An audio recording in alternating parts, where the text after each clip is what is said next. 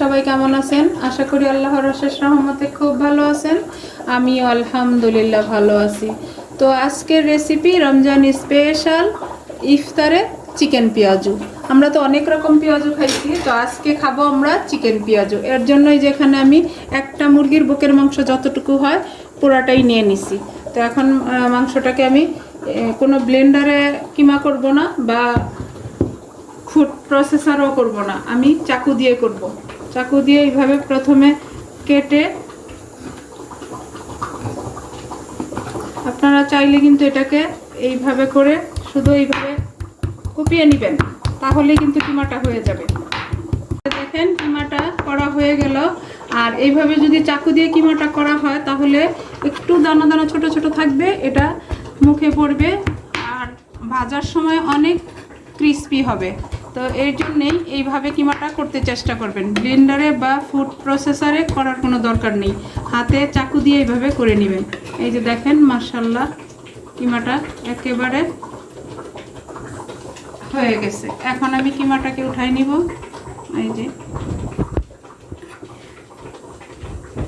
এই পর্যায়ে দিয়ে দিব আমি এক মুঠো ধনে পাতা কুচি করে নিব। ধনে পাতাটা দিয়ে দিলাম। এই যে এরকম 4-5টা পুদিনার আগার নিয়ে নিলাম, এখন এটাকেও কুচি করে দিব।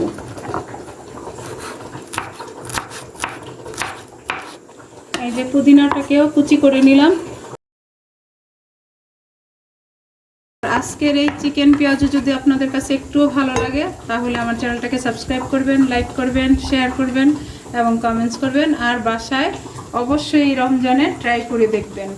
এখন দিব যে 2টা কাঁচামরিচ, কাঁচামরিচটাকেও কুচি করে নিব। দিব আমি 1 কাপ পেঁয়াজ কুচি, যেহেতু পেঁয়াজু তো পেঁয়াজ কুচি তো বেশি দিতেই হবে, তাই না? এখন দিব স্বাদ মতো লবণ, 1 চামচ দিব হলুদ গুঁড়া। এখানে আমি কোনো ফুড কালার ব্যবহার করব না। 1/2 চামচ দিব মরিচ গুঁড়া, ঝাল যে যতটুকু খান অতটুকু দিয়ে নেবেন। আর 1 চামচ দিব ধনে গুঁড়া, 1 চামচ দিব জিরা গুঁড়া। এই পেঁয়াজুটা এত টেস্টি হয়, বাসায় না বানালে কিন্তু বুঝতে পারবেন না। বাসায় অবশ্যই ট্রাই করবেন আর আমাকে কমেন্টসে জানাবেন। এখন দিব আমি 2 চামচ টমেটো সস, এখন দিব 2 চামচ সয়া সস।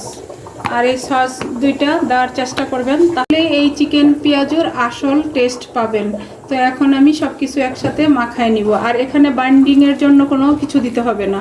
এই পেঁয়াজুটা বানানোর সময় বাইন্ডিংয়ের জন্য ডিম বা কর্নফ্লাওয়ার বা চালের গুঁড়ি কিচ্ছু দিতে হবে না, এমনিতেই এটার বাইন্ডিং হয়ে যাবে, কারণ চিকেনটা তো আঠালো, তাই না? তো এখন মেখে আমি 5 মিনিটের জন্য রেস্টে রেখে দিব। 5 মিনিট পর আমি পেঁয়াজগুলা ভাজা শুরু করব। এই যে দেখেন 5 মিনিট হয়ে গেল।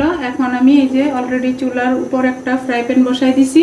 এখন তেলটা দিয়ে দিব। বিসমিল্লাহির রহমানির রহিম। আজকের এই চিকেন পেঁয়াজু খাওয়ার জন্য সবাই অপেক্ষা করতেছে, তো প্লিজ আপনারাও বাসায় বানান। এখন পেঁয়াজগুলো ভাজা শুরু করব। আর তেলটা এখন মিডিয়াম গরম আছে। আর পেঁয়াজগুলো আমি এরকম ছোট ছোট করে ভাজবো। দিয়ে দিলাম। একেবারে সহজ রেসিপিটা, কিন্তু বাচ্চাদের তো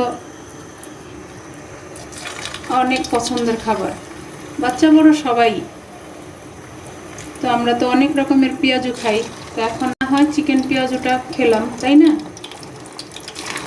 দেখেন মাশাআল্লাহ পেঁয়াজুগুলা এখন উল্টে দিব। এই যে বোঝা যাচ্ছে এটা যে চিকেন পেঁয়াজু একেবারে না। এই যে দেখেন মাশাআল্লাহ মাশাআল্লাহ উল্টে পাল্টে মিডিয়াম ফ্লেমে আঁচটা রেখে আমি চিকেন পেঁয়াজুগুলো ভেজে নিলাম। মাশাআল্লাহ দেখতে যেমন লোভনীয়, ইনশাআল্লাহ খাইতেও তেমনি টেস্টি হবে। আর যারা ফেসবুক পেজ থেকে দেখতেছে তারা পেজটাকে লাইক শেয়ার কমেন্টস করে দিবেন। এখন আমি নামাই নিব। ভাজা হয়ে গেল, এখন আমি নামাই নিব। দেখেন মাশাআল্লাহ। তো এইভাবে সবগুলি ভাজার পরে আমি সার্ভ করে আপনাদের সাথে শেয়ার করতেছি যে আজকে আমার ইফতার স্পেশাল চিকেন পেঁয়াজুগুলো কেমন হয়েছে। দেখেন মাশাআল্লাহ মাশাআল্লাহ হয়ে গেল আজকের ইফতার স্পেশাল চিকেন পেঁয়াজু। তো এই চিকেন পেঁয়াজু অবশ্যই রমজানে আপনারা ট্রাই করেন আর আমাকে কমেন্টসে জানান। তো যাই হোক, আজকে আমার এই চিকেন পেঁয়াজু বানানো শেষ হয়ে গেল। আমি আপনাদের কাছ থেকে বিদায় নিব, আবার নতুন কোনো রেসিপি নিয়ে আসবো। আল্লাহ হাফিজ।